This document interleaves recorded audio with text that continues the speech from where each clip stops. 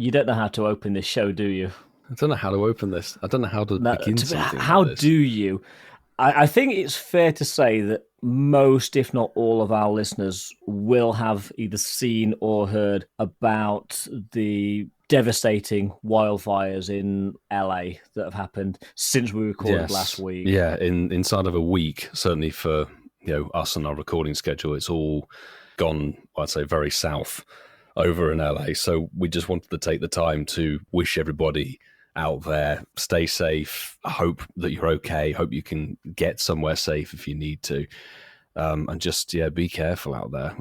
Yeah, and we're tripping over words because this does affect us in a very minuscule way, in that we were planning and hopefully are still going to be coming over to LA for Unova Tour. But for those of you that are actually living in LA, living through what is probably the most devastating wildfires for, I would say, a generation. We just hope that each and every one of you is safe, can get to safety, and our hearts are with you. Yeah, absolutely. I think the power of social media has made these events very real for people that aren't over there, I think. And, where it's quite scary, it's also good for awareness, and hopefully with everything that's been sort of reported over the last couple of days, everyone's efforts to help sort of support the country coming together, the states coming together. Well, it is countries coming together. Well, it is. I mean, I think there's 2 foreign countries actually helping with the firefighting effort now. As we speak, a lot of the fires have been contained.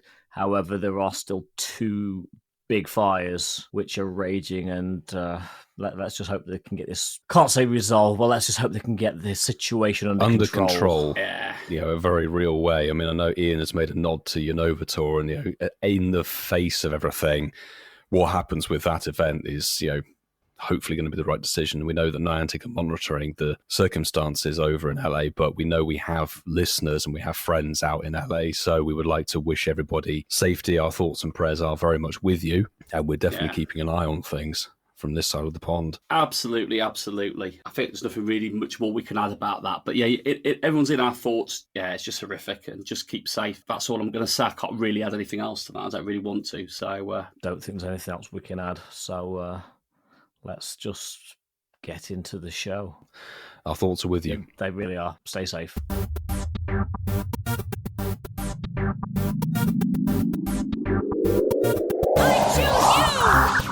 On episode 206, which came first, the Rookidee or the egg?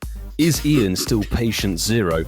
And Mark and I hopelessly failed to name some Pokemon. Welcome back to the Incensed podcast for the 206th time, or the very small French Peugeot. I think you've used that one before, Whitfield. We're going to use it for the next 2 weeks as well, just bear that in mind. But it's great to have the 3 of us here. We have got the Cascada Man, and we've got Mr. Rural himself, and myself, Mr. I Live on 7 Stops. Welcome. Great to have you all here. Hope that you're good. And boys, how are you doing this fine evening? I'm all right. Thank you, Milo. Thank you for asking, as always. A little bit tired, and I made the ill-forced decision to stay up and watch the Vikings play in the wild card round. So your bedtime was about 4:30 this morning, Good, UK time.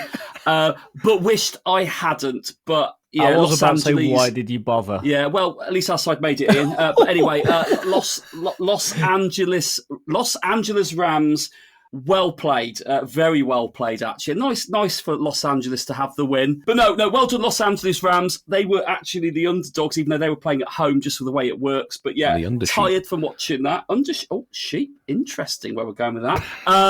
But yeah, other than that, glad to be here. Another Tuesday, back to Tuesday routine. Mm-hmm. Yeah, actually looking forward to 206 tonight. So, and actually, Milo, I'm going to say something now that will not impress Mark, being a Leeds fan, but LA's team is called the Rams.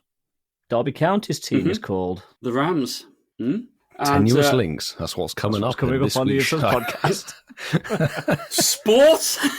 Who said that? Are those 2 towns, are they twinned in any way? Yeah, because I'm from the Derby area and I love LA. Derby twinned with Los Angeles. Maybe. Anyway, Ian, are you good? I'm better than I have been for the last 2 weeks. Still have a lingering cough, but I'm pretty much back to my normal self. And you know what? I don't know if it's just me or something, but I am sweating tonight. I am so warm in this room. It's been a swing of the temperature because we've been so used to like minus, It has. I mean, like negative temperatures. Yeah. Celsius, that is, by the way. Yeah, exactly. We're not exactly Canada. No, but I know what you mean. It's not really warm, but in comparison to how it's been, it feels warmer, doesn't it? Yeah, I'm in the shed and I'm boiling, and I've just got my jersey on. Well, yeah, it's weird, isn't it? It is absolutely weird. That's a very nice Charmander behind you, Mark. Who eyeing up his Charmander? I know where Mark got that. Where's yours gone, Ian? Mark got that Charmander. Mine's here. Where's yours gone? My Charmander's here. Oh, anybody who's not a gold tier patron won't understand what on earth I'm going to say, but Ian usually has a very glamorous light backlighting his sofa, and he's removed all of his little plushies that gave his room some zest. There's a reason for that. What reason? For about New Year, New You. For about a week over Christmas, whilst I was diseased, I had a friend who I've not seen for a long time come to stay, who I think I infected with my cold. But obviously, what's her name? What's her name? Patient Zero. No, Heidebert came out. It wasn't a female; it was a male. Different room. Oh. Different room. So actually, Ian, you are aware it's now the middle of January. I do know that. In fact, as Marky said, by the time this episode drops, more than 5 or 6% of the year will have been done already, which is a bit wild. It's a bit scary, isn't it? A bit sad to think like that, isn't it? Let's not think like that. Let's think gloriously and look fondly ahead to what's coming up. What have you noticed? Talk to us, Ian. Actually, it's okay the live stream, but on mine, for some reason, my whole screen is mirroring, which it shouldn't be doing. Mirrored? Mirror, mirror on the wall. Who's the fairest cascada of them all? But there's only one cascada, and that's Mr. Vassafal. I think that's all people cope with, to be honest. Uno Vasca. I don't know if I can sort my mirroring out. And a nod to my intro, according to Francesco, Chansey came first. Not the egg or the bird. Anyway, folks, we hope that you're good, and we've got a lot of stuff to talk about in this week's show because, of course, everything monumental and actually very important dropped the day after we recorded the show. So that's how it usually rocks and rolls. But, folks, if you don't know, you should definitely... Oi, you sleepy sailors, it's time to drop your insert. And the reason, of course, that we get you to do that, and don't forget, you got yourself Daily Incense and Roar of Time these days, so however long the show is, however many podcasts you want to listen to, we got you covered. So you can let us know if you catch something awesome, shiny, hundo, nundo, Galarian bird, or if something decides to run away from you in spectacular fashion, and we've had a few of those over the years, you can let us know via all of our different socials. We have got X, Instagram, Threads, and Blue Sky at Incensed Podcast. Of course, we've got our Campfire community and our Patreon exclusive Discord with lots of people posting good stuff in there. We've got our WhatsApp number, which is +44 759 269 5696. We also have contact at incensedpodcast.com. And there is actually finally the send us a text button on the podcast platforms itself. Which somebody actually did this week. Did they? Yes. Oh, fantastic. We'll get to that later in the show. You can do all of those, and anything that you send us, we'll have a little look through it. It may get featured in our favourite section of the show, but of course you must attach hashtag Shinies of the Week. Clarify the spelling? And of course that would be SHINIESOFTHEWEEK. And for 203 weeks, we have done that organically every single time rather than soundbiting it because we're idiots. So yeah, maybe someday we'll learn. Maybe someday we'll actually make our life easier, but we'd love to see what you guys get while listening to the episode. And over the years, we've seen some awesome bits and pieces. But boys, shall we jump straight into, well, the events that were happening in the week preceding this? Did you clarify this? Or did I miss it? You missed it because you're an idiot. Is Mark into the flapjack again? Getting Madrid flashbacks. Anyway, while Ian is finding his intelligence and Mark is consuming some lovely calories, let's jump into, let's talk about, obviously we had the raid day for Mega Gallade and Fashion Week, let's call it part 1. We all had a crack at the raid day, so shall we kind of kickstart with that and just see how we did and what we thought of it, because Gallade, new Mega, could be shiny, which is cool. I mean, you'll never see Gallade in the wild because it's a Sinnoh Stone evolution, but boosted shiny rate, boosted raids for 3 hours. How did you guys do? I mean, Vassad, were you feeling well enough to venture outside? Initially, I thought I'm going to just play this from the car and do a few because it could be duoed if you've got the right teams. It was an easy trio. But I got a message. A couple of the locals says, do you want to come out? So we ended up walking around for 2 hours. I think we did manage in the end. Did about 16, 17 raids. And I did okay. I got 2 shinies and a hundo. But nice. of the group, I think I was slightly more luckier than others because people just weren't getting the shinies. Oh, really? Some misfortune in the Grantham group. Well, mini group, yes. Mini group. Mini group. Yes. I guess it's like a small focus group. There's only 3 of us, actually, which is one of the smaller groups that we've done for a raid day. But you know what? People went out, and the general consensus was, I'll just do my 3 raids. And they did, and then maybe 1 or 2 extra. People weren't overly fussed about the ticket for this one, which I got gifted and made full sort of benefit of, but people just didn't seem bothered about buying the ticket for this one. There's something about Mega Gallade, it just wasn't really a draw. And I don't know why, because it's quite a nice shiny, actually. It is a lovely shiny, sort of that deeper, darker blue. I want to see how Marky did on his little raid bits and pieces, because I think there's a lot of that feeling when it comes to a mega raid day is that people will just raid to get some mega energy and then kind of be done with it, because usually the Pokemon has been shiny for a while. So it's very long. rare you'll get a new. Yeah, exactly. And I mean, for example, we've got Ralts Comday Classic next weekend. So if anybody's desperate to get a shiny, they can just get the Comday Ralts. And it's funny you say that, because the Ralts, the shiny Ralts I evolved was a Milton Keynes Comday shiny. Because I didn't get any decent statted shinies. The more you know. There we go. Fantastic. Marky, who's actually wearing kind of a shiny Gallade blue, in a way. How was your raid day, dude? Before I go into how my raid day was, I think the problem you've got is Mega Gallade's inferior to Mega Gardevoir. Yeah. A lot of people, a bit like we said there, one and done, got it. Doesn't really offer anything, especially if you've got Gardevoir on there. And I've got a hundo Mega Gardevoir. So I was kind of like, it's not a new shiny, a bit like Kyurem. I was going through my Milton Keynes Community Day routes before I did too much in terms of the raiding. I think Sue makes a very valid point, and I think Kerry has sort of echoed it in our exclusive Gold member Patreon chat that's part of the show. Is yes. And even Francesca's like, everyone's ticketed out. Yes. I made an effort. I made a concerted effort. I turned off the gifted ticket switch for the last week, because it's lovely when people give tickets, but I think people need to take a break as well from gifting people tickets. And I think at the moment, the events just seem a little bit, they're kind of there, and people aren't going to play full advantage out of them. Everything's a ticket at the moment, isn't it? And they're not cheap tickets everything's at the moment a ticket either. Yeah. No, and like I say, appreciate everyone's generosity, but do you know what? It's just a way of just managing that a little bit, I think, because, I went out raids a bit. I had loads of in-person raid passes. I've still got kicking around. I think we talked about that a couple of months ago. We did, yeah, you're right. It was an easy duo. I met up with Ash. It was lovely. Me and Ash met up first time this year. We had a bit of a raid day together, and I got very lucky with the shinies. I think I got 3 shinies in about 7 or 8 raids, which was phenomenal. Nice. And then I did a few remote raids, probably half a dozen, didn't get another shiny, but by that point, I was just doing it because it was nice to see the raid button flashing. And I think the 20 over the weekend was nowhere near past, which is a good thing, but nice for people that needed it. But yeah, I got a half decent one on the day, which is my best one. And I've got to say, it's done. Another one done. Now let's get Mega Metagross out there and let's get into something a bit more tasty. Come on. Altino. Yes. But no, it was fun. And actually just nice to get out, even though the weather was very cold, just get out and play the game. I did get no, I'm not talking about that. We're doing Fashion Week in a bit. But yeah, lovely. What about you, Milo?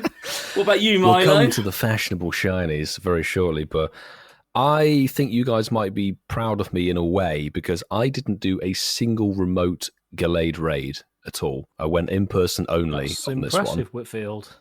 And next, you know what will make me proud of you? What? If you tell us that you didn't play the full event. Well, technically, I did, but Did it from the Milo lounge. Yes. So I'll tell you the story because we had Dwayne, David, and Shan come over for a bit of a raid session. I'm not going to lie, a lot of people had the same sentiment that your crew had in, which was to do the passes that you get for free. And if you had the ticketed passes, you do those ones, which was 15, I think, in total. It was 15 in total, yeah. Niantic can count this time, actually. They actually could count, yes. Although because they're orange, it's odd when I'm talking about it. It's like, oh, it's an orange pass, it's free, but it's not. There are 8 paid passes with that £5 ticket. So realistically, you get, 7 free passes, and then there are 8 paid for the ticket on top of it. But people just did those 15 raids and were like, right, we're going to the pub. Because we did the raid outside the red line. Like, okay, sure. I was like, okay, I'm going to crack on and do a few more and loop around a bit. And I tell you, the numbers, I mean, it's not unexpected because people might have raided an APAC, they may have done their invites, they may have done their own raid day. The number of people who jumped into raids just plummeted halfway through our UK raid day. I couldn't get people to join remotely. Yeah, I don't blame people at all for doing that because you're like, get your Mega Energy and you'll complete, really. So in total, I did 34 Gallade raids and ended up with 6 Shinies, I think, which is not too bad. I got 2 back-to-backers, actually, yeah. which was good. 6-ish, yeah, I was gladly pleased with it. Didn't get a hundo, got a 98 as the best one, but of course we had hundos from previous years of catching Rolts. Rolts has been in more events than I could possibly name. So, and we've got Comday Classic, as we said. Yes. Yeah, exactly. It's going to be featured again. It's a fairy psychic type. You can bet your bottom dollar it will be cropping up again in 2025. So I just mega evolved the hundo from 2019 and I was like, that's cool, that's done. I'll probably throw the other Gallades away, really.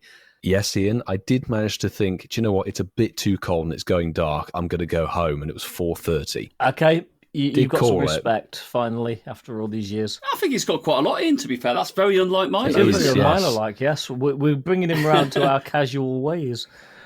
It's that thing of, both you and Mark have said valid points about Gallade as a Pokemon, and it's going to be a reoccurring theme with the likes of, Sharpedo, Camerupt, and Ordino.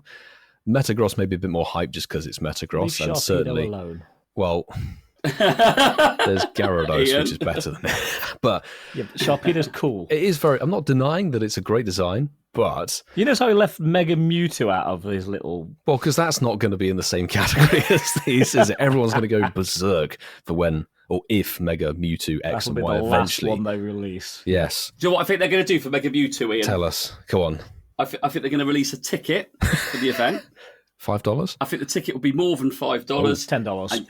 And you'll only be able to do one of them. And it'll be one raid pass. Seriously. I think that's what they'll do. X and Y. Well, that's what I mean, Ian, but there'll be one and you can choose.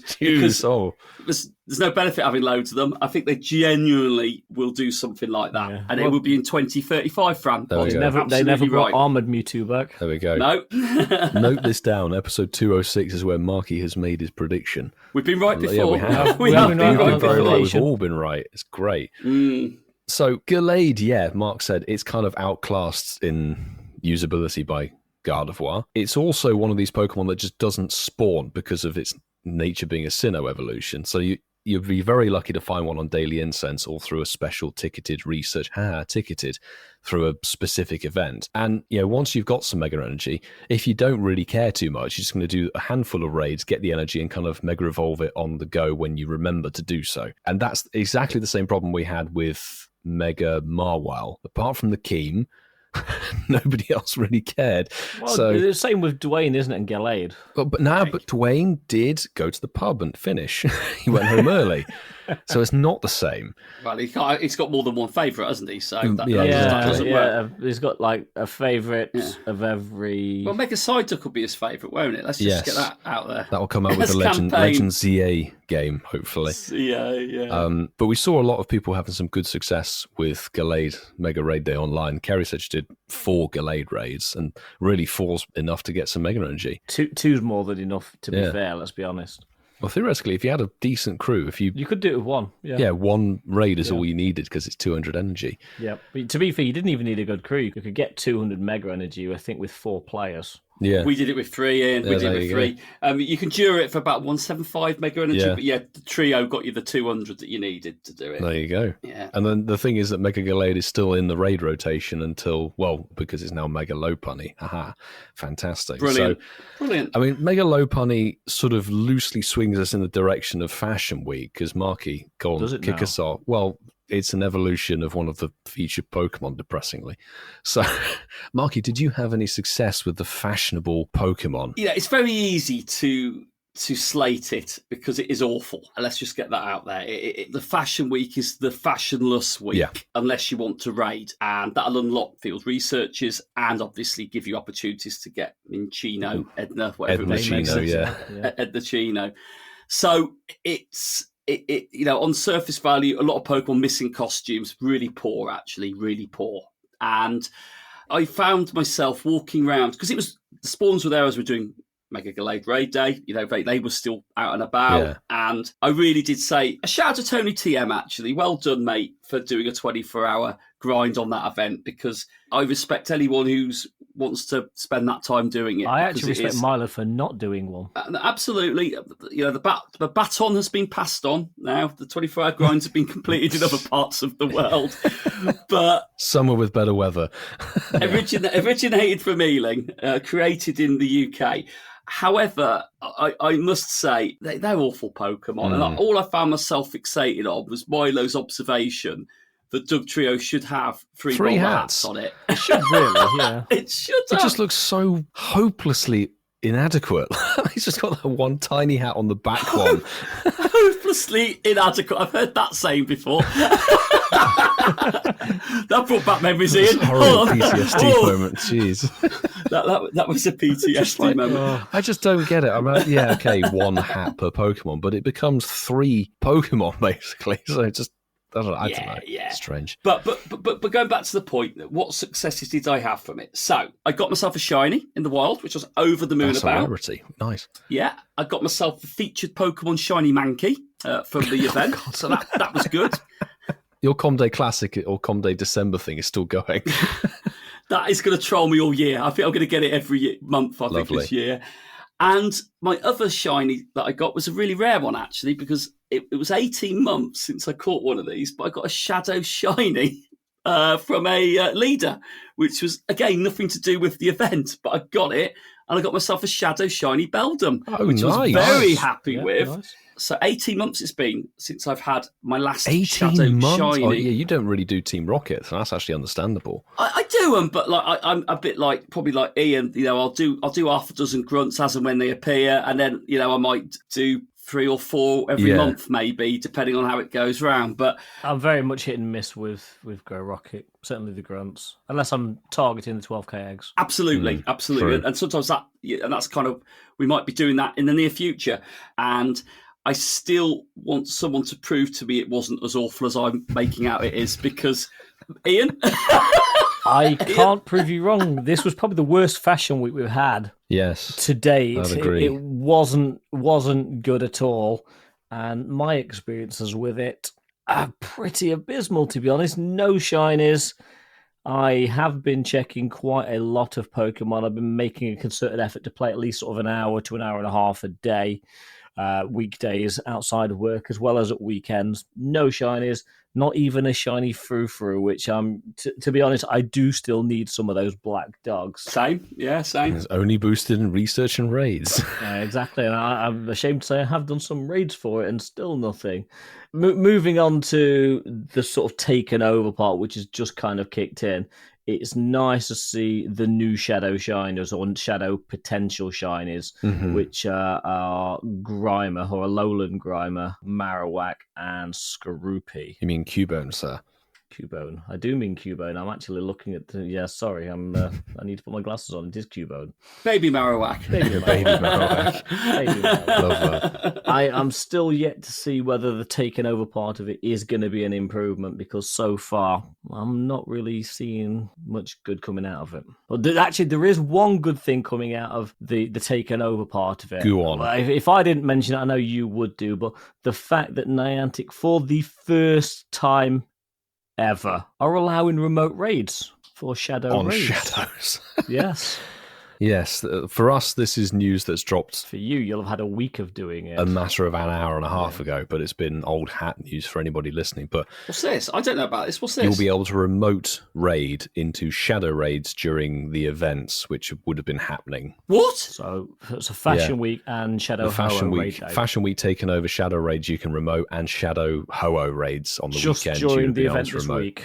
When's this then? This weekend? This week Now. and this week It's as the well. Fashion Week taking So over. I can do. You do Shadow Registeel in remote raids. Yes, you can. Ooh. Yes, you it's a should be able 5-star. to. Yeah, you can. Yeah. You should be able to.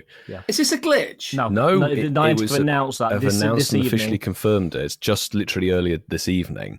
The other bits and pieces that came along with this is apparently 1-star and 3-star shadow raids caught during this event would have had a wider variance of attack, defense, and HP. So I wonder if they're, just meaning you can kind of go from anywhere from 0 to 15 stats. Yeah, and your 5-star wow. raids caught during this event will have had higher attack, defense, and HP as well. Which means I think they're going to the 10-10-10 for the legendaries, probably. Oh, for the rural trainers that Yeah. haven't got groups to do shadow raids. And I think that Thank you. that is probably what has fueled this, because I don't know about you guys. I mean, we're sort of deviating away from Fashion Week in a way, but the interest in shadow raids or shadow raid weekends has dropped off so hard. Well, it has, because I think you've touched on it a few times, in that people don't have time just to sit there twiddling the thumbs until one spawns up 4 miles I mean, away. I remember, so when each of the Gen 2 beasts came into the cycle for the first time, so its first month worth of rotations,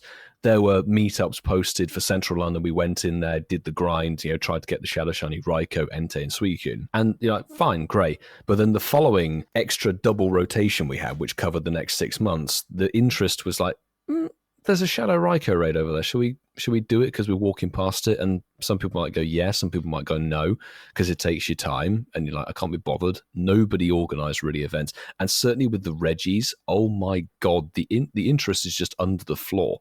Nobody cares at all. So they've probably seen the decline, and the shadow raids were the first kind of attempt to say, hey, this is an in-person thing only. Let's get you guys outside and play together as a community. Now they've got the Dynamax and Gigantamax to cover that basis. So they're like, well, it's shadow raids are probably old hat now. Let's make them remotable and see how it plays. And we'll find out this weekend. Yes, next show we'll be able to actually say what's been happening. So that's some extra good news. That's good news. Sort of coming back to the Fashion Week. So part 1, as I'd like to call it, which had the focus on just the general Fashion Week stuff. Ian's right. It was definitely the worst Fashion Week event ever in its history, notably because there were far fewer fashionable Pokemon in the wild than there ever have been. There's more Skitty than I could ever see in my Skitty life. everywhere. How difficult is it to, I mean, I was talking to Sue earlier, who made a reference to Diamonds Are Forever. Give it a diamond cat collar, which I thought was a genius shout. It's like, why not? Why not? Why not should have a costume? Something along those lines. I don't know. The Pokemon that are more commonly spawning are not the costume ones. You're like, well, that's the whole focus on Fashion Week, and it has been in the past. So what's the point? Give Baneri a bowler hat as well. Why not? Well, Baneri's had costumes in the past. It had the, I know. spring It's into had spring flower flower crowns, crowns yeah. and stuff. You're like, how difficult is it to say, like, right, let's just be a little bit creative with it? So Give Mankey a tuxedo, even though it's not that means featured your in it. shiny would have had a hat. Monkey in a suit. That'd been brilliant.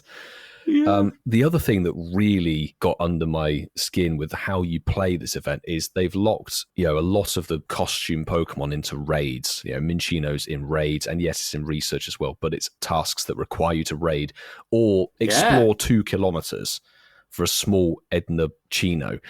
It's a little bit infuriating, but what has driven me to despair is how the lack of 1-star raids for Minchino has been. Yeah, so you just look around, it's like it's Furfrou,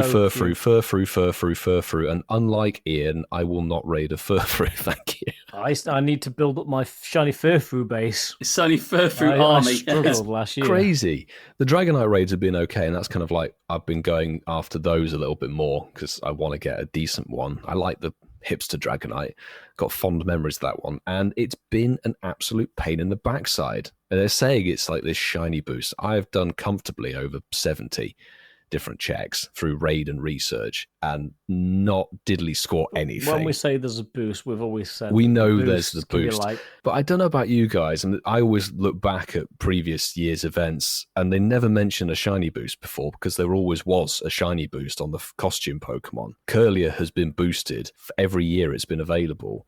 And then this year, they like actually put it in writing. Here's the shiny boost. I can comfortably say I have had fewer shiny Curlier this year than any other year ever. Me too, because I had no shinies during this event. I got one off Daily Incense. Be proud of me. Daily Incense delivered a top hat, bowler hat, Diglett, and a Curlier with the costume. It's just lovely. The part 1 bad. I would say part 2 that you guys listening would have been playing now. For us, it's yet to begin in a couple of hours. Why on earth they didn't actually mention that they dropped a whole bunch of extra wild spawns? I honestly don't understand their logic with that one. They didn't tell anybody, they didn't put it on the article that we read out. They've dropped into the wild the remaining costume Pokemon of Wooper, Sneasel, which I think is the first time it's been in the wild. Usually it was raid and research. With the with the beanie and everything. Yeah. Krogunk and Absol. So there's more costume Pokemon featured in part 2 than there were in part 1, and they didn't say anything. It's just like, I don't understand that logic. I honestly don't. Part 2 is always better, isn't it? Part 2 is always better. Well, all we really need to understand is Niantic be Niantic. That, you couldn't be more right. Honestly, that statement. But I'm hoping that when we talk about part 2 or the taken over bit, it looks okay. Like, as Ian says, the Shadow Shinies look cool. Shadow Rocket Shake Up. Apparently, Shroodle is very easy to get out of the 12Ks. So in the most common tier, which is nice. I love a costume Pokemon. I'm glad there's now 7 in the wild, not 3. 24-hour grind? I don't know. We'll have to see how it goes tomorrow. Hang on. You know how normally the phrase is, do it. It's, do it. Don't do it. Don't do it.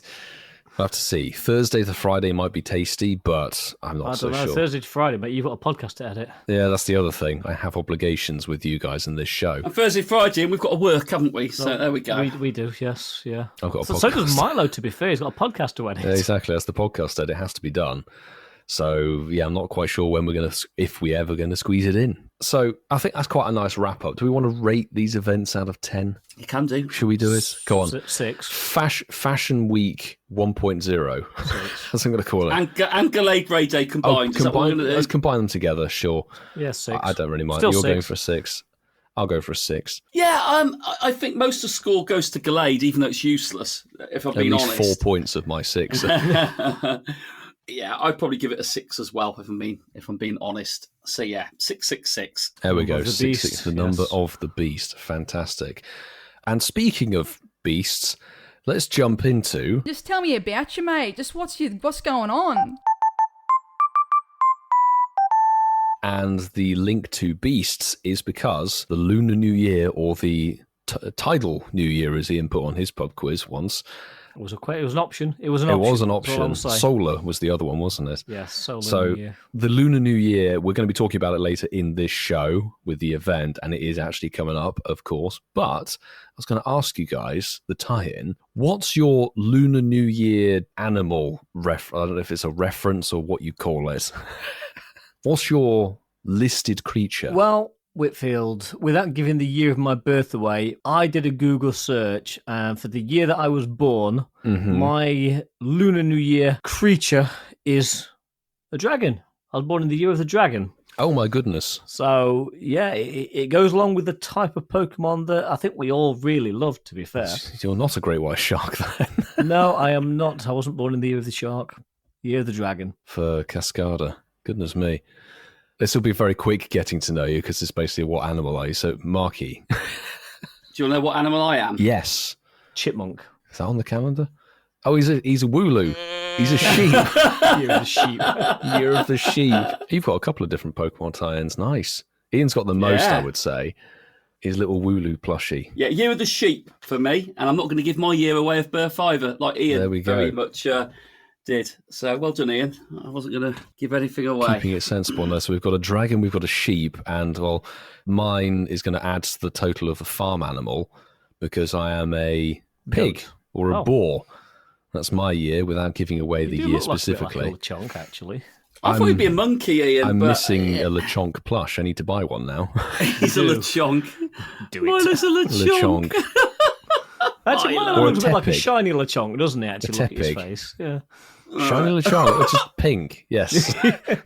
Yes, I am, Ian. Goodness me. So Mark and I are basically food for you, Ian, because you're a dragon. Yeah. You would eat Yep. Top livestock. of the food chain. Yes. Fantastic. So we've got Fran Pod, who's a rooster. Is Italian, likes to make a lot of noise. Perhaps that might work. Yep. Yeah. Can't you imagine Francesco the chicken? I'm going to say Francesco looks like a rooster Francesco for the crying out chicken. loud. Oh, Francesco's foghorn leghorn. Oh my god. So what we're going to do is we're going to Photoshop our faces onto the relevant Pokemon. What dragon I are we think going to make Francesco's Ian? probably already AIing it for us. Do it, Francesco. But Marky, what dragon are we going to make Ian? Because he's grey. And don't say Puff the Magic Dragon. No, I'm thinking along the lines of Drampa. Dratini? Dratini. Tramper. Nice. Yeah, thanks for that. Look at that big. Yeah, thank you. Yeah. Oh, Frigibax! Frigibax. Oh, we're Frigibax. bringing Frigibacks. Yes. Bassa's bringing Frigibax. Oh! I love that, Gary. I'll go Nice shout. Frigibacks. I'll go Frigibacks. Yeah, There we go. I'll take that. And you've got a choice too, Mark. Are you going for a Wooloo or a Mareep? Yeah, there aren't really any other No. very nice sheep Pokemon, are there really? I think you're sort of limited to those two, unless there's like a Gen 28 one that we're unaware of that's going to come There's out not in the one roadmap. that I know of. I think Mark that's kind of your has lot. to go Wooloo because Fleecy Boy's already taken. Okay. Oh, Do yeah, we know if yeah. he's the year of the sheep? Yeah, Whimsicott's not really a sheep, is it? It's something No. else.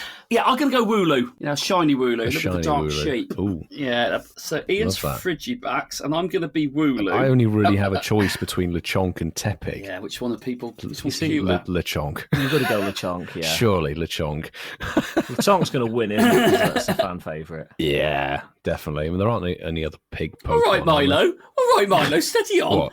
Jesus, could you hear that? I was like, yeah, it will win. So yeah, anyway, moving on. All right. Lechonk for the win. Tepig sucks. Tepig sucks. Wow. No, it doesn't. That Wow. was the first com day we all played together. That's the first time we all met together. Yeah. First time we all Come met on. together in COVID times. Fond Yeah. The memories. first words that Coop said to me is, "You're a lot shorter than I expected." And you said, Most unfortunate. yeah, you're ginger. You're a lot more ginger than I suspected. Anyway, getting back to it, I'm hoping we can find out later in the show what other people's, Lunar New Year animals are in the comments of that post. But as we mentioned, it is a very, very information-heavy show. There's a lot to dive into. So first up, in part one of... It's the news. The Steeled Resolve event. Yeah, we've got a few events coming up, but this is the first one we're going to talk about tonight in any detail, running from Tuesday, January the 21st at 10 a.m. through to Sunday, January the 26th, finishing at 8 p.m. local time. As with most good events, well, good events on paper, that is, we're going to see some Pokemon debuts or debuts. These will be joining us for this, and the following Pokemon first discovered in the Galar region Galar. will be making their Pokemon Go debuts. And these are Rookidee, Corvisquire, and Corviknight. And just in case you're unsure, a bit like myself, you can use 25 Rookidee candy to evolve Rookidee into Corvisquire, and 100 Rookidee candy to evolve Corvisquire into Corviknight. Yes, and the Dual Destiny, there will be some special research for this bad boy. By completing tasks, you will earn rewards that including 2 fast TMs, 2 charged TMs, 1 lucky egg, and more. And you can claim this special research at, get ready for this, boys, no extra cost.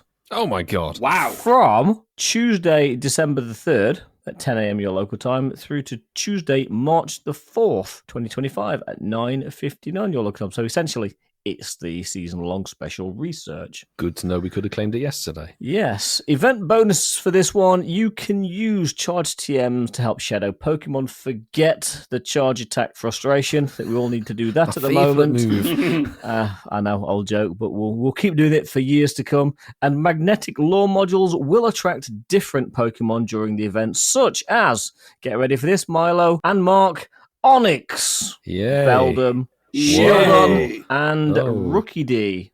Oh, that's something. Oh. Now, the reason that last Pokemon is actually quite a nice thing to hear coming off of Magnetic Lures is because of the following. The wild encounters, folks. You will be finding these Pokemon in the wild. Clefairy. Matchup. Totodile. Marill. Oh dear goodness My gracious. Hop it. My favourite. Paldean Whoop-de-doo. Shieldon. Bonnelby. The only one on this list that cannot be shiny.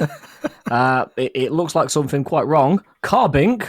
Just drop it shiny, for God's sake. Yeah, please just Finally, drop it. Yes. Marini in there. And I'm just going to make one comment before we proceed. It's called Steeled Resolve. There is one steel type Pokemon on there. So however many weeks ago we made a comment, we were actually bob on. The event has no steel types. Yeah, what's the opposite word to aspiring? And they could have called it the, whatever that word is, steel event. Yeah, get on the thesaurus, Dismal. Niantic.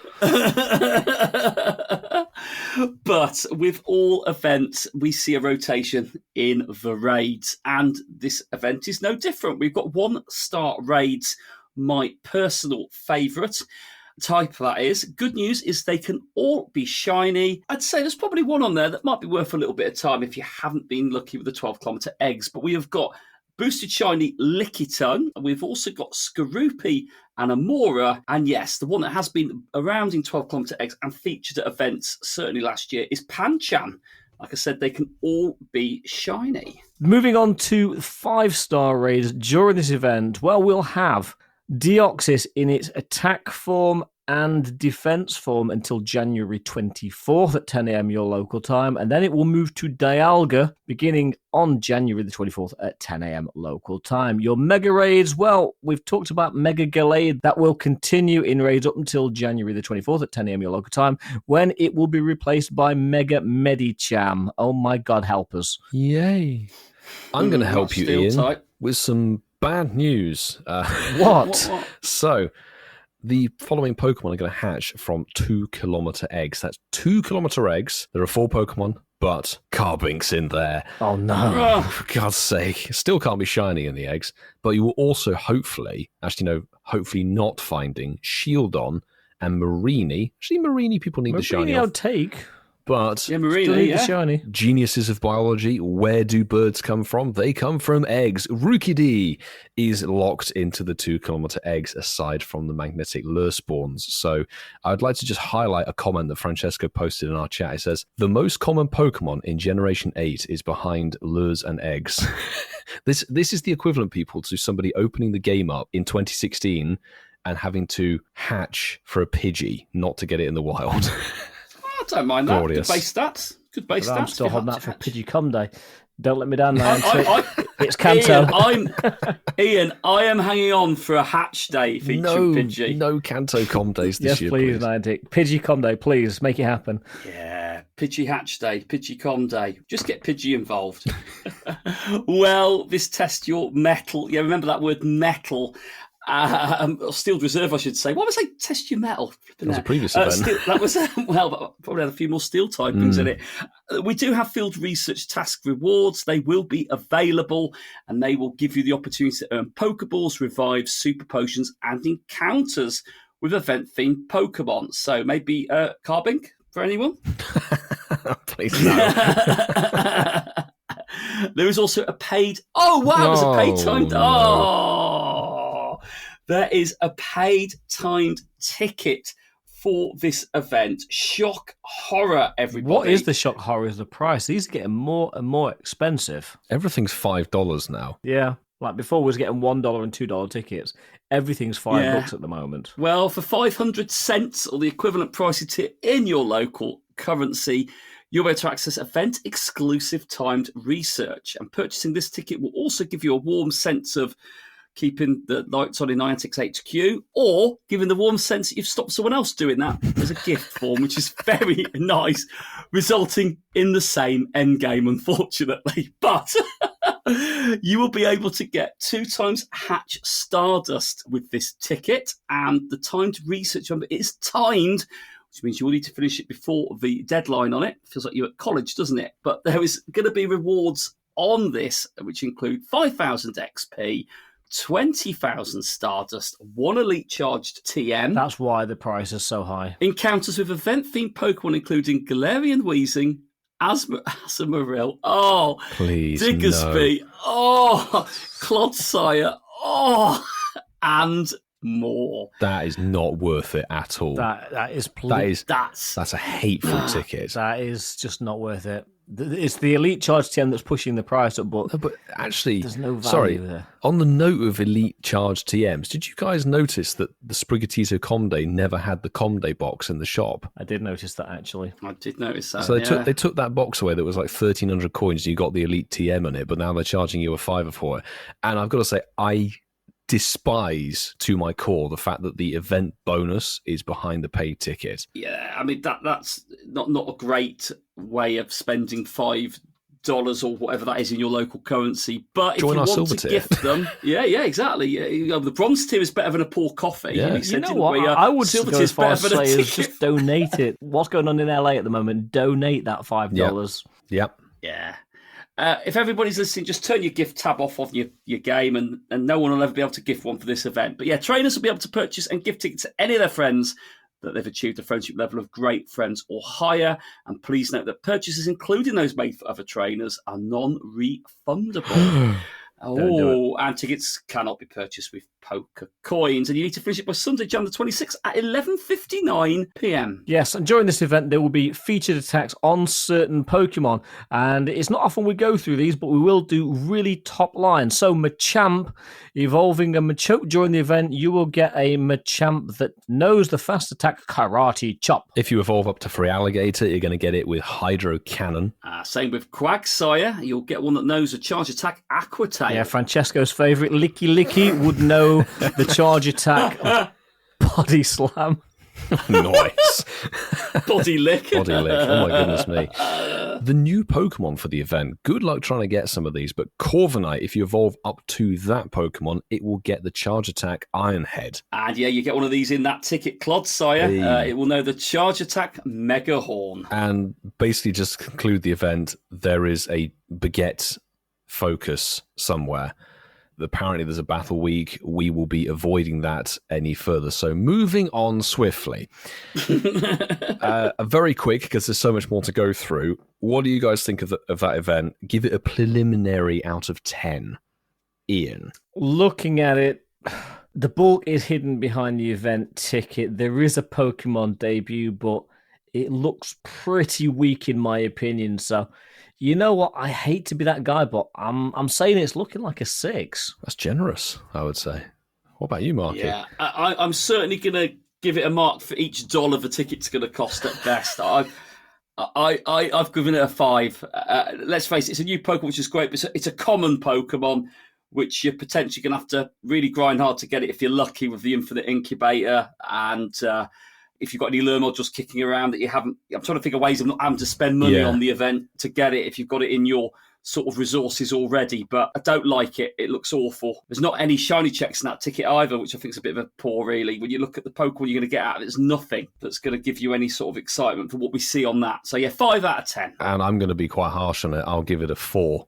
Just for the fact that there isn't anything really to that event apart from the new Pokemon. And it's locked behind eggs, and there's no egg distance reduction, so you're walking a full 2k to try and get the 2k, and you're probably going to hatch a Carbink. And you think, this is just an event that's introducing the Pokemon, and hopefully it sticks around and doesn't do a Sinistea and bugger off at the end of the event.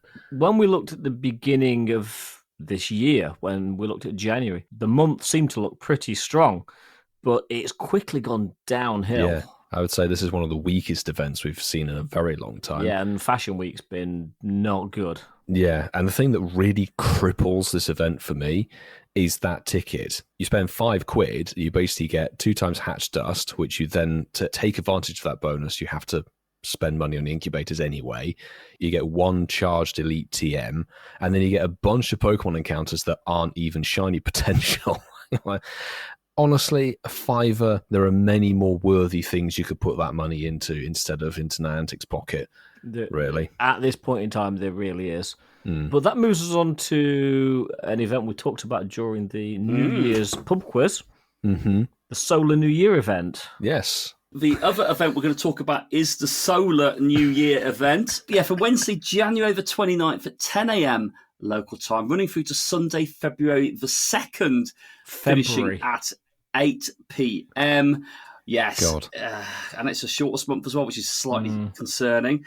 There are event bonuses attached to this, and the event bonuses are an increased chance to get lucky Pokemon in trades and an increased chance to become lucky friends. Nice ahead of some events in the year. So good opportunity there. Yeah, they're always solid lucky bonuses. Pokemon in trades, Mark? What was that, Sober?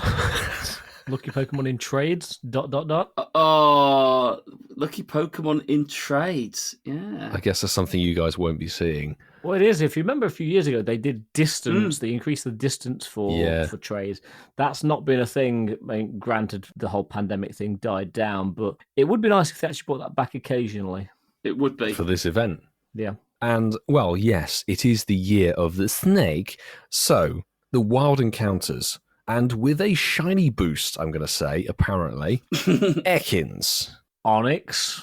Snivy. The very snake Pokemon Darumaka. And Milo's Bay. Dunsparce.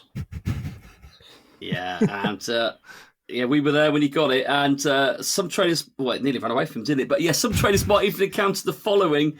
That really famous snaky Pokemon, Gyarados. And finally, Dratini. The noodle. The snake dragon noodle. Yeah, now moving on to the eggs. Yes, there'll be more Pokemon to hatch from eggs during this event. 2-kilometer eggs to be precise. And you will have an increased chance to hatch a shiny Nosepass. Wow. But there will also be Makuhita, Meditite, Duskull, and Skorupi. Now, I'm not wrong when I say this, am I, boys? They're not snakes. They're not snakes, no. No. No, they're not. No, they're fighting type, Halloweeny. And a Scorpion. Yeah, exactly. Oh, do you know what all of those Pokemon are, apart from Nosepass and Makuhita? Red Shinies. So 3/5 of them. Yeah. I like that, Milo. So what I've noticed is, with the exception of Makuhita, what I've noticed with the exception of Nosepass, Duskull, and Scroopy, they all stop the letter M. Is that what we're saying? It's like, out of that, 60% of the eggs could be a red shiny, but not the one that shiny boosted. It's gold. Well.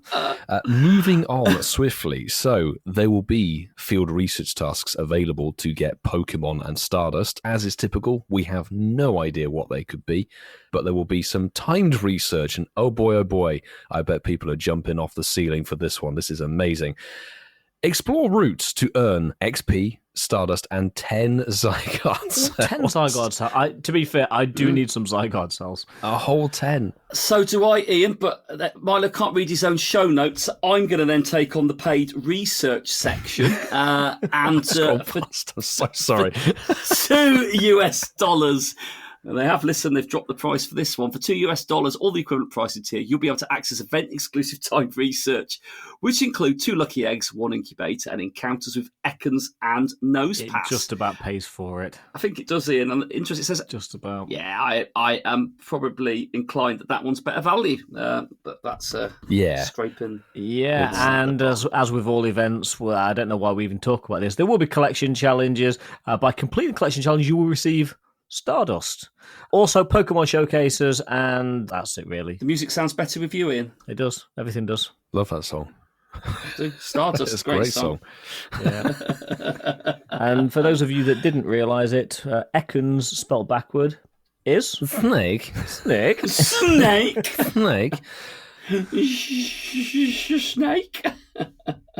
Now, I don't know. I saw this get posted, and immediately people were like, you do know that there's a Generation 8 snake Pokemon? It's not been released yet. It's Silicobra. Well, they could have released it with this event. Silicobra. Silicobra and, was it Sandaconda or something? No offense to good old Ekans Generation 1 Kanto, but It's been here for longer than we have as a podcast, as true. a shiny. Yeah. So how are people going to get excited for this? Some people might not have the shiny Ekans. There are new people coming to the game, Whitfield. Sorry. It's just... Sorry, I'm trying to sell it. I know you are. But it's just, oh my God. It's just the Ekans.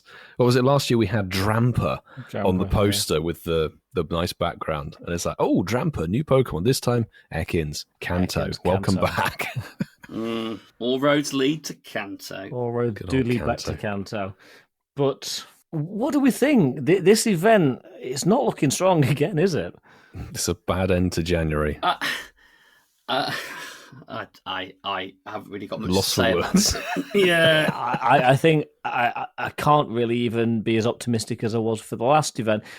This is a 5 tops. I think this probably... I don't think there's really anything in it, is there, actually? No. There really isn't. No, I mean, not to be that guy, but I think it's probably a 3 or a 4. 4 to be... Yeah, I'm not going to say 3. That's a bit too harsh, maybe. I'm torn. It's like, I've just given the previous event a 4. And this looks worse. Which one's better or worse? I'm going to give this one a 4 as well, just because the fact the paid ticket actually is of $2 worth of value. I couldn't replicate my reason for this one. I was to give it a 2, wouldn't I? That would be very harsh. It's worth every Ekans encounter you get. Yeah. Please, Niantic, make February stronger. Please make it stronger. We can only hope. Yeah, Sue's true in what she says in the group. Yeah, we have jinxed it when we said January would be a banger. Yeah! We need to shut up. Really, we need to stop trying to preempt good events in Pokemon Go. So we're just optimistic, boys. We're just optimistic. Hopelessly so. Mostly hopelessly. But those are the events that are finishing off January. Or not quite. There is one more. Oh. There's actually the beginning of February. I tell a lie. That's going to come up later. But it's time to hand over the title of Game Lord Master to Cascada for a game we haven't played in a long time. Well, we certainly haven't played it this year. Yeah, that's not difficult. Name That Pokémon is back, the first version of this event in 2025. And as Milo put in the show notes, well, actually, just put Name That Pokémon in the show notes. In text message, he put, do the reverse version. So I have done the reverse version of Name That Pokémon. It's been a while, boys. The rules are simple. The first one to get it, it's a free-for-all, gets the point. However, the Pokemon, or the Pokemon's name, will be given to you, but it will be given to you backwards. Not by you live. We might just like Not to by add. me live, no. We had these recorded a few months ago, actually. There was getting mothballs, and we had to retrieve them from the archives. However, we have 4. We're going to use 3. It is best of 3, so first to 2 correct answers will win, because this one could go on for a while. So are we ready? Yeah. Yeah, go on, Ian. Come on, then. So I'm going to potentially have to play these a couple of times because they're quite quick. But the first Pokemon's name is... I forgot how difficult this is. So it's JT Valor in Grantham. Or was it Stoke? JT Valor in Grantham. In Grantham. With a candlestick. He's sitting down where Ian is right now, Yes, actually. He was. I'll play it one more time for you. There's a ch at the end. Makahita.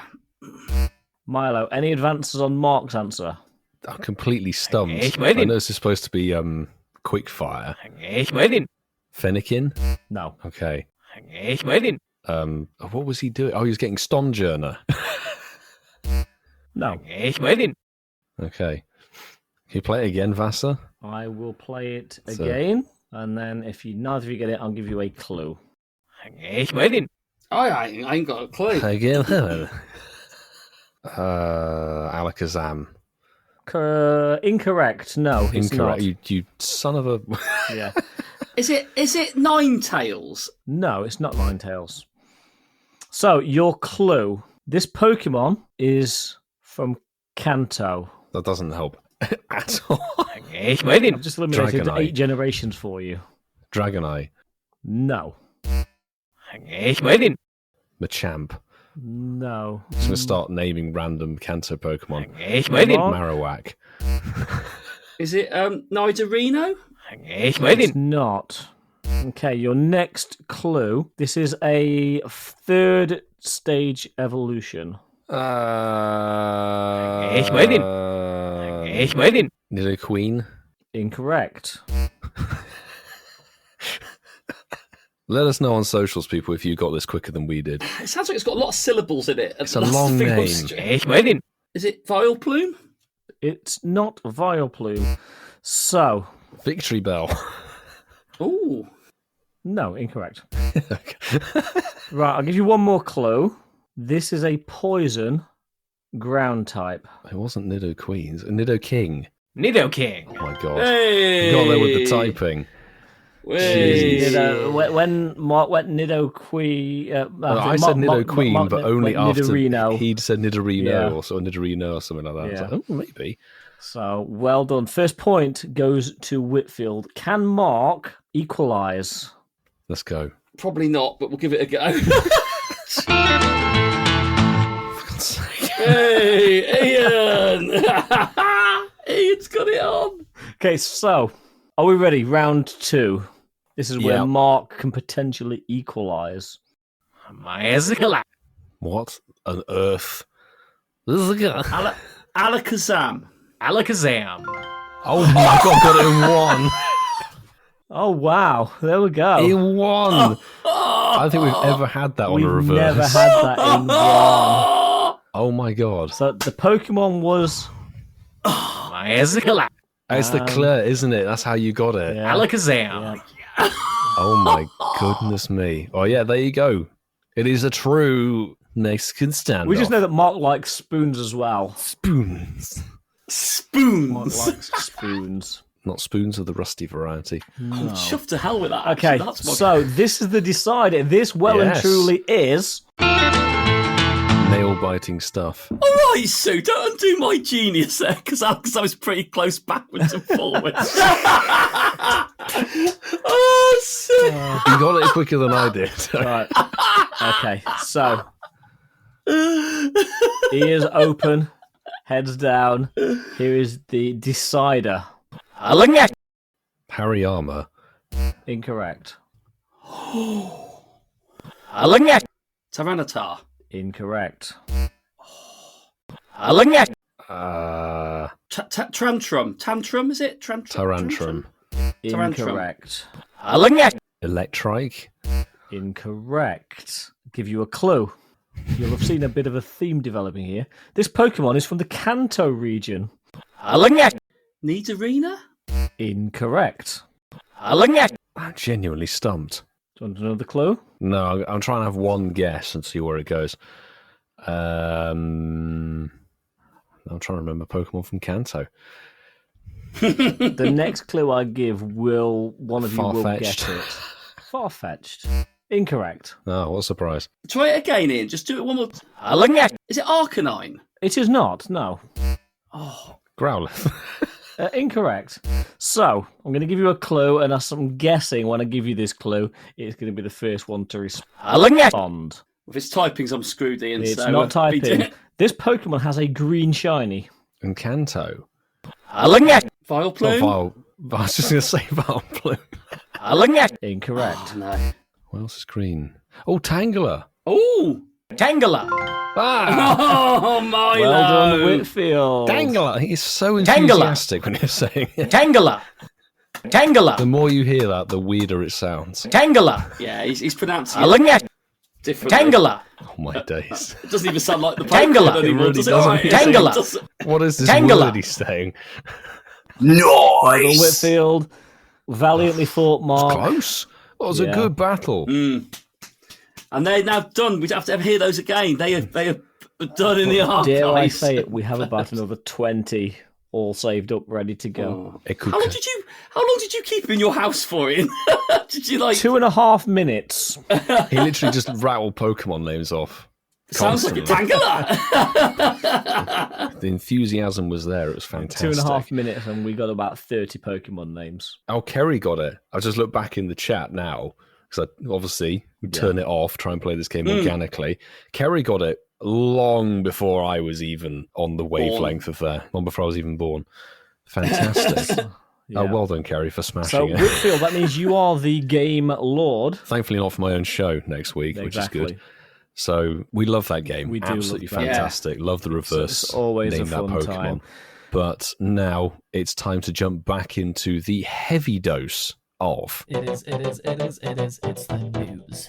We're talking Go Tour. We're talking black and white Kyurem. We're talking Fusion Boys. Whee! So we've already talked about Kyurem. Black and white Kyurem will be available at Go Tour, starting in, the 2 live in-person events. And how do we fuse Kyurem, you might be asking? Well, trainers can fuse Kyurem with Zeki using 1000 Volt Fusion Energy, 30 Kyurem Candy, and 30 Zekrom Candy. And that is the same for both forms. Of course, for the white form, you will just fuse Reshi. In terms of fusing them, it's pretty much the same as what we did with last year's it's 2025 Necrozma. But I bet you're asking, how do you fuse to unlock the attacks? Well, I'm going to tell you that. So, a new appearance isn't the only thing that happens when Pokemon fuse. When you fuse Kyurem that knows the charge attack Glaciate with Zeki or Reshi, Glaciate will transform into a new attack. But what's that new attack, I hear you ask? Black Kyurem's Freeze Shock. So after fusing Zekrom with Kyurem that knows the charge attack Glaciate will transform into the charge attack Freeze Shock. There you go. Just said that. I've repeated it. But there you go. Freeze Shock will change back to Glaciate when Zeki is separated from Kyurem. So it goes back to its original move. And white Kyurem is Ice Burn. And it will also go back when you separate Reshi from Kyurem. So Glaciate, basically Freeze Shock to Zeki, and Ice Burn to Reshi. Smeargle that appear by surprise encounters in Ghost Snapshot can learn attacks from the Pokemon here with the Smeargle can't learn Freeze Shock or Ice Burn. I love that has to be clarified. Smeargle. Oh, bless it. Oh, Smeagol. Oh, you poor little thing. Some exclusive moves that Smeargle will not be able to learn. And the final bit of this info drop is the collection of fusion energy. Guys, listeners, it's exactly the same as solar and lunar energy with the fusion forms and Necrozma. So Volt fusion energy and Blaze fusion energy will be acquired once you defeat either black or white Kyurem in their respective raids, and it will probably give you similar amounts. So we were getting, 100 and something, I forget exactly. You could get quite a lot of energy from raids. A bit like Mega Energy, really. To begin with, the early access to these energies will only be available for the LA and New Taipei City in-person events. So anybody who's at those events physically will get the energy. Anybody who remotes in won't be able to get the energy.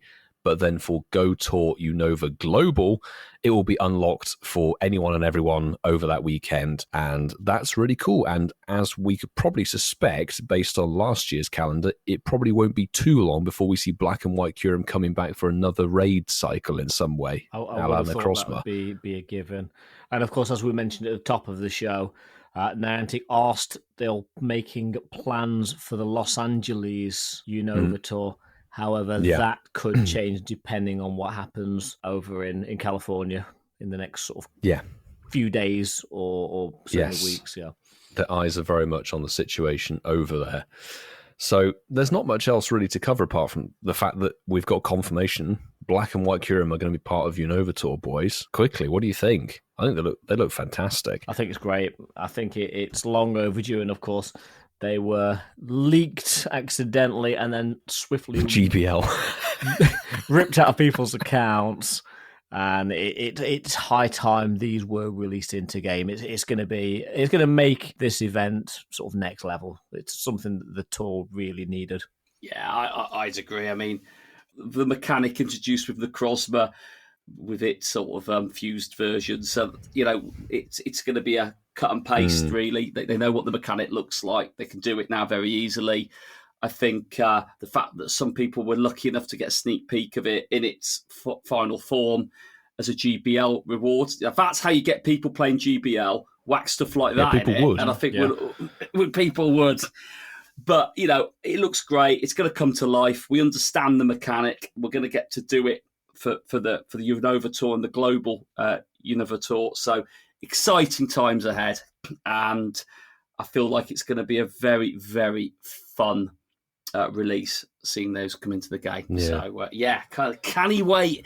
Can he wait? Absolutely. The tour needed some hype like this, to be honest. We had the origin forms for Palkia and Dialga with Sinnoh Tour last year.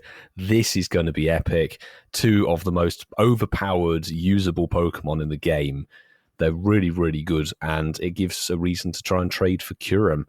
It might be worth folks just sort of waiting and raiding over the course of the tour event, because you'll be getting the Volt and Blaze energy alongside of the Kyurem encounter, which is great. There were rumours, and we haven't had any confirmation, but we know that the fusion versions of Necrozma came with adventure effects, so probably safe to say these 2 will have new adventure effects, but we don't know what they're going to be. There's speculation, but that's sort of it, really. There is one little note here. Black and White Kyurem cannot be traded, transferred to the Professor, or transferred to Pokemon Home. There you go. So if you've got them, you're stuck with them. Stuck with it. Absolutely. Now, boys, we saw earlier that Shadow Legendary Raids are going to be able to be remotable. We did. This weekend, or they were this weekend. And I wonder if that has been opened up, because we have Legendary Flight event, which features the debut of the Kanto Dynamax Legendary Birds, which in a way is huge because it's Dynamax, but as we dive into it, Dynamax, Articuno, Zapdos, and Moltres are going to be making their debuts on Max Mondays. Monday, the absolute most amazing day to play, from January the 20th through to February the 3rd. And there'll be special weeks with battles and things like that. So jumping into it, Dynamax Articuno's Max Monday is January the 20th between 6 and 7 p.m. your local time. And it's following Max Battle Week, where it's going to appear at Power Spots, will be from January the 20th to the 27th. That's right. Then the following week, Zapdos will arrive in Max Battles. So it's Max Monday will be January the 27th, and it will be in Max Battles between the 27th of January and the 3rd of February. Yeah, and there's a third one completing the hat trick of Kanto Dynamax Birds, and that is Dynamax Moltres, that will be debuting on February the 3rd, which is obviously Monday, between 6 and 7 as well. Yeah, and then also we'll have the Flight Max Battle Week. So yeah, running to the 9th of Feb, Dynamax Moltres. So there we go. Now, there's some other bits and pieces, but we're not going to dive into it because it basically just says what Pokemon are going to be featuring alongside of these Dynamax Legendaries. But quick take on this. Dynamax Legendaries dropping in an event sort of almost randomly at the end of January into early February. We've just talked about Black and White Kyurem coming for Tour.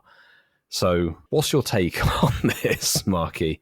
Well, I won't be able to do any of them. That's my take on it, because, like, you know, rural player can't get people together to do, struggle to get people together to do a Shadow Reggie, you know, let alone a legendary bird. You know, I won't be doing any of them, I can tell you that now. And when we talk about them over that period of time, I'll be saying exactly the same as I say in all these events. I haven't had a chance to do any of them. So, yeah, you know, for me, disappointed. It's a shame that these can't be around where you can remote raid them. It would be nice to sort of do that, maybe.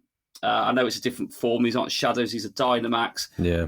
But again, another swing and a miss for the rural players out there that can't sort of coordinate it. Monday is rubbish. Why are you 6 till 7 on a Monday? I get it, they're keeping them in for the week. I get it's alliteration. Yeah, but I don't understand why they're making. And I get it. The Max Monday starts them off, and then they're there. But you know, I think the only crumb of comfort is, you know, if you really want to do them, and, you know, I might try and do one of them. I might have to do 3 weeks on the road in a bigger place to try and meet up with local communities that are doing them. Again, like, I've missed loads of Dynamax Pokemon already. Does it really bother me? No, it doesn't.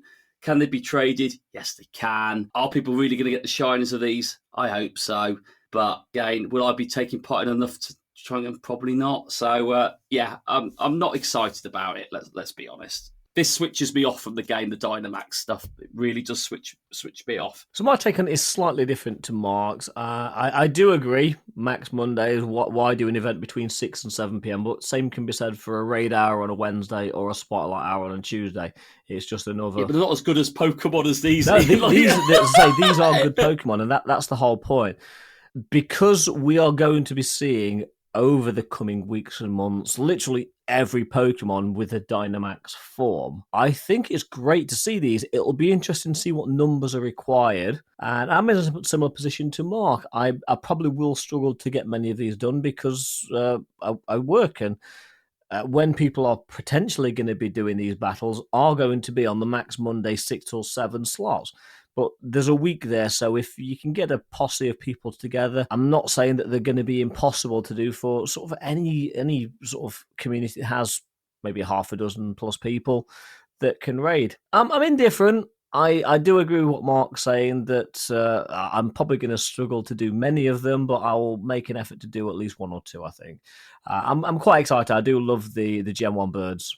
They're good Pokemon, quality little Pokemon, and they will be Dynamax is the phrase. So hopefully we can see some of those popping up on Shinies of the Week. But I'm kind of along the same vein. I'm a bit pessimistic about this sort of thing, because you look at it and go, they're sort of driving now Legendaries to their tier 5. They're not like Toxtricity was, they're tier 4. Would be coming at some point. But are they going to be 800 particles per attempt? If so, that's your entire basic daily allowance. So really, unless you buy max particles, you're going to be able to get one battle in on a Max Monday, and that's it. And coordinating these, we'll talk about something in a little bit, but when it comes to Gigantamax Lapras, that whole saga just switched me off. And I've got to be honest, the Dynamax system I have not engaged with fully or barely at all recently. It's really put it in a negative light. I've talked to a few local players, and we'll see if we can get people together on the Monday. But during the week, I'm not really sure if we're going to be able to get people to do these. And yeah, they hopefully can be traded. And if people want them in their decks, then they can be supplied with them. It's in this weird thing of, technically, a Dynamax Pokemon could be utilized as a raid counter because you could take it into the raid. You just can't Dynamax it. So it works as a normal Pokemon. You can't work the other way around. But how valuable are they? Really, it feels just like a dex filler, to be honest. It's a new dex, isn't it? That's what I'm saying. It's a new dex to start working. Yeah. Through. Things like to get recycled in the game as well. So these will probably come back a couple of months down the road, maybe as part of a Go Fest or something like that. Who knows? Roadmap. Absolutely. I'd say don't feel the FOMO, don't feel the pressure on something like this, because what I don't like particularly about this is leading up to Unova Tour, which is already going to be quite a hefty, expensive event anyway, and got a bit more attraction to it than some Dynamax. I agree, but let's be honest, it's not going to be as expensive as Wild Area was. True. That was the most expensive. I've got to be honest, I'm going to see if year. I can... Yes. But I think I'll probably try and do one or two battles of these, see how many people are going to take them down, because we don't know. Are they going to be the same as Gigantamax? Are they going to be a little bit more difficult than Toxtricity was? Well, this is the thing. It's a Dynamax, so possibly is going to be on par with what the Lapras was like, I guess, because that was Gigantamax tier 3. Because if it's the same as Lapras, like that Gigantamax difficulty and difficulty catching, done. Yeah. Honestly, that would be dead in the water for me. Like you said, best chance anyone's going to have of getting them is the 6 to 7 on a Monday. Yeah. Because these don't spawn everywhere. Once people have got one, they'll probably stop. So you're just going to see your numbers dwindle again. People aren't going to want to spend the 800 MP in a group necessarily. So, there's a cost element to then battle them. Immediately, it feels like the only... in fact, it is. The only chance you're going to get to raid these is on Monday between 6 and 7 with any chance of certainty.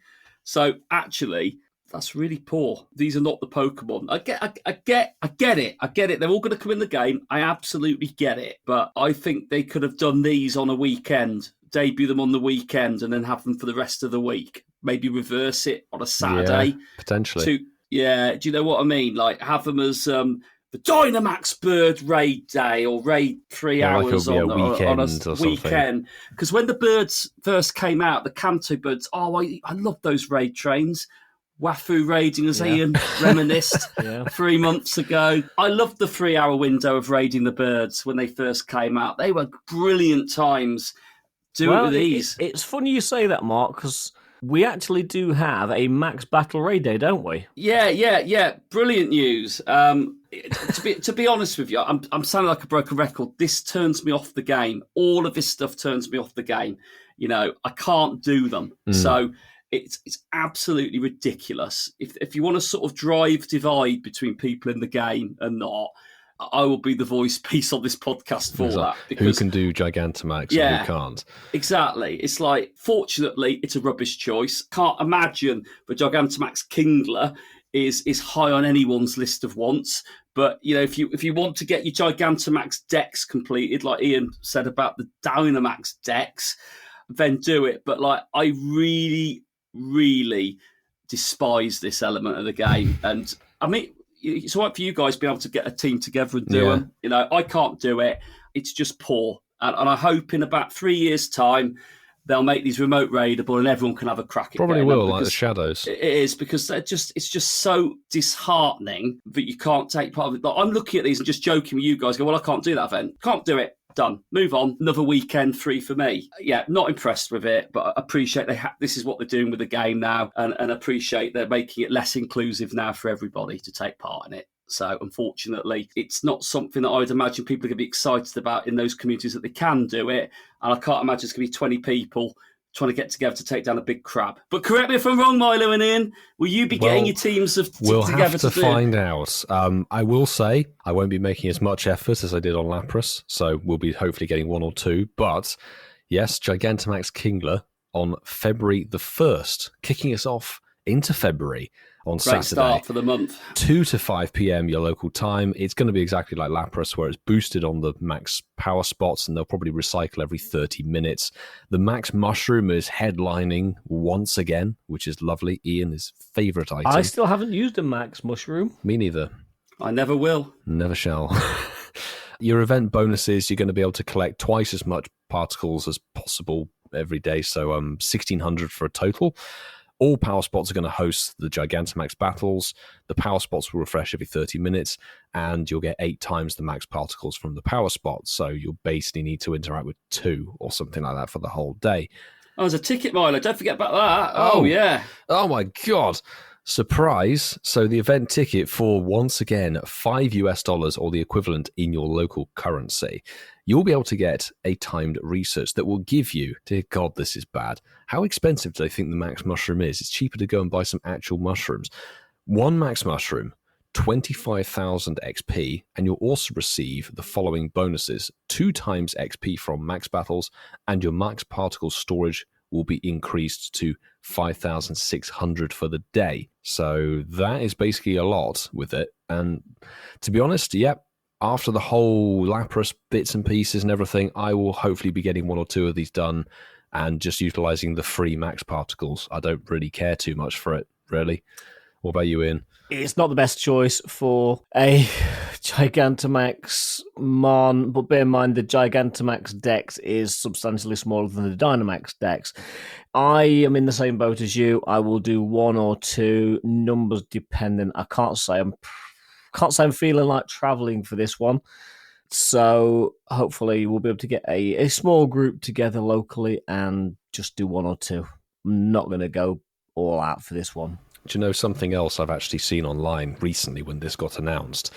We made mention of Silicobra not being released in the Lunar New Year event, which overlaps with this Gigantamax Battle Day. Apparently, Sandaconda has a Gigantamax form, which is Silicobra's evolution. So they had the perfect tie-in with the Lunar New Year, the Year of the Snake, and this. You're like, well, next year's not going to be Year of the Snake. Yeah, no, but they're not going to release a Gigantamax before the regular versions release. No, I know, but if they dropped Silicobra in the Lunar New Year event, then it would have made sense. Yeah, but in 12 years' time, it'll be the Year of the Snake again. Yeah. Or how many years it'll be. Yeah. So, roadmap, that works for 20 years. They're not going to drop a new Pokemon and its Gigantamax evolution straight away.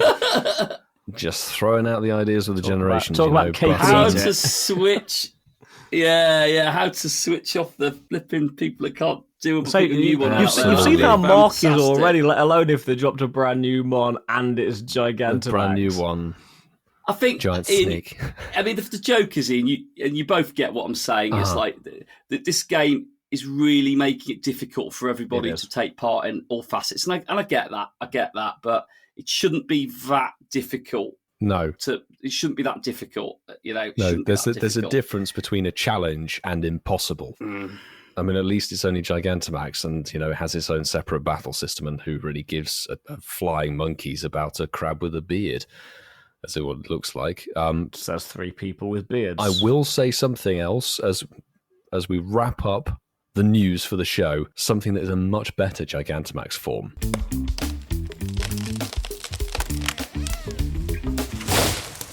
Yes, that time of the show where we put it out to the general public on our X platform to see which one is most popular with the people that have chosen to vote. So the boys have shared their birth year, Lunar New Year animals ahead of the upcoming Lunar event in Pokemon Go. And in true incense fashion, we've shared ours, but as our favourite Pokemon typing that matches it. Here goes. So which do you prefer? Vote, comment and repost. We'll do comments first, but there was 36 votes on tonight's poll. Barside 2 has put a little gif of Chonky. Yes. Big nose. Sue Hermes Ninja has put, I'm a rabbit, so I'd go with the Aqua Rabbit. I'd be shiny as a Maril. Great choice. Gold. Lucy Davis has put, I'm the year of the tiger, so it could be any of these or even Hisuian Growlithe. Great choice with a little gif of Arcanine and Growlithe next to it. Mark Bailey is an ox, so he'd probably be Buffalon. Yeah. Is that Buffalon? Yeah. Buffalon, yeah. Buffalon, yeah. And Chicken Chasers put, mine is a sneaky snake. Got to go with the classic Ekans. Snake. Here we go, the poll. In third place with 25% of the vote. We've got Wooloo, the sheep Pokemon, in there. But obviously this was going to be a foregone conclusion and the winner was going to be Lechonk, so let's just confirm that. Because in second place with 36%, we've got Lechonk, which is hilarious. Wow. Which means the winner with 39% is Frigibax. Bringing Frigibax. So actually, relatively close between the top two there. And actually, I didn't check it other than sort of like I checked it with about 10 minutes to go. And at that point, it was a tie between Lechonk and Frigibax. So right at the end, Frigi has just taken it. So a great poll, fun question. I think people are excited for the dragon. Yeah. Plus, let's face it, Frigibax. both of your Pokemon, they would make quite nice food. So could have some. They do. Some we know ham this. Chops and some bit of sandwiches. bacon. Yeah. Yeah, fantastic. Quite nice food, Ian. I like that. They make quite nice food. You have a Frigibax steak. You can have it at a festival with an ostrich burger. The fried ostrich egg. That'd be fantastic. No, that's great. Thanks so much, everybody who got involved on the socials today. And, well, I think we're going to be jumping back on them right away with our favourite section. Shinies of the week. Love that. Strain, the pain. It is the strain and the pain. After spending 2 hours on the recording with us, you kind of get it, don't you? So first up tonight, we have Glimora, who was replying to a post from our very own Masterful27, who said, same day, I'd say we qualify for #Shine of the Week, laughing emoji. And it is the shiny Shadow Beldum. Ah, nice. Beldum! Nice. That is nice. That is nice. I'm going to do one for Mark Bailey on Blue Sky, because this is actually a grind, this is. So, at internespodcast.bsky.social, after 1,535 checks, I finally got my first shiny Furfrou. Oh my days. Considering it's had multiple shiny boosted events, that feels like a long time. Is there any Pokemon you guys have that have taken an unusually long time to get? Well, yeah. Oh, goodness gracious. Well done, by the way, Mark. That's fantastic. Yes. That is a really good question. I had a nemesis Pokemon that haunted me for a while in true typical fashion. Now I've got the shiny. I've forgotten all about it. But you guys got anything that you've been hunting for a while? That was it. Him for Dunsparce. Oh, yeah, Dunsparce. But now it's been vanquished. Yeah, and for myself, I still haven't encountered the shiny Venonat in the wild. I did trade one with Billy, but I still haven't actually found my own Venonat. We cannot forget Sue on nearly 3,000 checks to get shiny nose bars. Yes. And she got Don't that worry, Sue. It's shiny boosted in eggs for the Lunar New Year. Yeah. Absolutely. She got that in Vegas, didn't she? Oh, yes. And we're going to jump onto our Patreon exclusive Discord into the hashtag Shinies of the Week channel. Nice. I did promise him I'd say this, considering he was sat on my stairs when this happened and I was editing. Francesco. So, our very own admin, I am Pyrrhus. I am a Prius, Francesco. I am a Prius. He duoed a Mega Gallade Raid with Alex. Oh, I saw this. He's posted it everywhere. And got Yeah, this I did. amazing Mons. I know someone will not be happy, aka Dwayne. Francesco got the weather-boosted Shundo Gallade from the final raid he did, which is epic. So yeah, I said it to you live, but congrats. Yeah, well done, Francesco. I think I've seen that post well in done, many Francesco. places. So yeah, well done. Yes. Yeah. Yeah, I stumbled across it on a few sites. So He doesn't well want done, mate. everybody Well to know that done. he's got it. And speaking of admins, we can't talk about the Prius without talking about the Ninja. Sue put in our live chat. I had back-to-back shiny raids today. Dragonite, Daymed Chino, and the Zoe Bow Butterfree. Hashtag Shines of the me. Week. That is incredible. I wish I was that good at the game. Yeah, winner. I do want to put into some sort of Insane. context, though, that this is the same ninja that got 3 out of 4 Galarian birds on her daily Yeah, in set. 4 spawns, yes. Encounters. So someone's got form and someone is very good at the game. I have another one on Blue Ooh. Sky from Rogue Poster at Incense Podcast. Hashtag Shinies of the Week.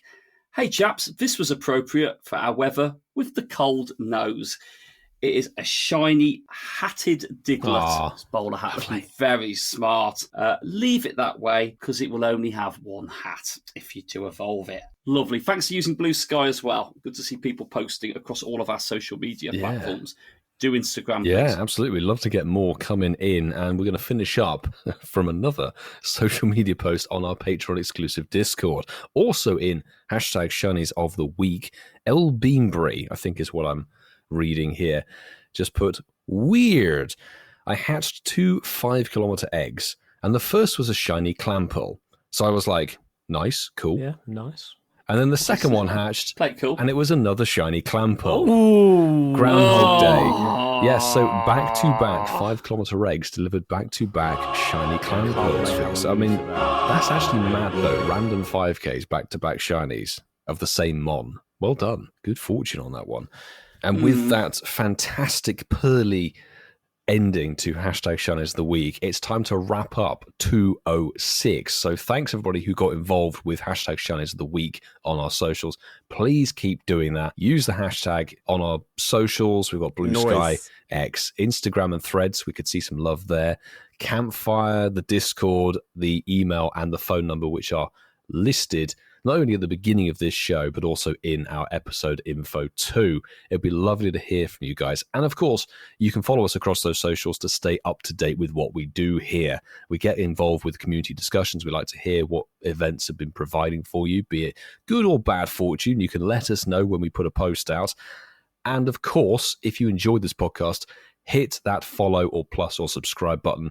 Don't miss an episode because we never hashtag miss a week. Every Sunday, there's a new show for you to download and enjoy. And if you do enjoy it, give us a 5-star review. It would be greatly appreciated. Funny you should say that, Whitfield. We haven't had a review, but we have had a text message come through. We talked about it at the top of the show. This quickly throw one it in here. is from Rita from DC. I've been shut in since after Christmas. Finally went out this weekend in the freezing cold, but while doing Dynamax Machops, I got both a shiny and a Hundo Machop. Ooh, Not nice. sure which makes me happier. Love your show. Most of all, because I know there will be a new podcast each and every Sunday. Consistency. Ciao. There we go. Yes, we never miss a week. Fantastic. Brilliant. Oh, thanks very much for sending us a message through the podcast platforms. Exactly. It's another way to get in contact with us and even use it for hashtag Shinies of the Week. But we wouldn't be able to continue making this podcast, providing the exceptional content and polishing it to the highest standard that we can possibly try and deliver without the wonderful Patreon crew who are backing this podcast and helping us behind the scenes. So thank you very much to every single person who's over on the bronze, the silver, or the gold tiers. We love you guys. We really appreciate that you go that extra mile and get involved with chatter and Discord and everything. But we do like to give a goat sound effect and a shout out to every person who is over on the gold tier. And those people are JB, Clifford Mert, Kerry and Zachary, Barside 2, Mandy Croft, Mr. Mossam, Dean DHL and Mufti. All of those folks get the opportunity to jump in and watch these live shows go absolutely chaotic and off the rails with stops and starts and everything. They get to enjoy this thing to the maximum. So thank you so very much for all of that extra support. It really does mean a lot. Nice. There we go, one more. And you throw one more in here, Ian, as well, because, of course, we've got to say thanks to our dual admin team, who we've heard both have had better shiny successes than we have. Sue and Francesco, Hermes Ninja, and I Am Pyrrhus. Thank you so very much for all you do behind the scenes for us as a podcast. But that really is going to wrap up this episode. So we'll be catching you next week after a bit of Shadow Shiny Ho-Oh remotable goodness. Good news-ish. What? Paldean Whooper will be gracing us on January 21st for Spotlight Hour between 6 and 7 p.m. with the bonus 2 times Catch Candy.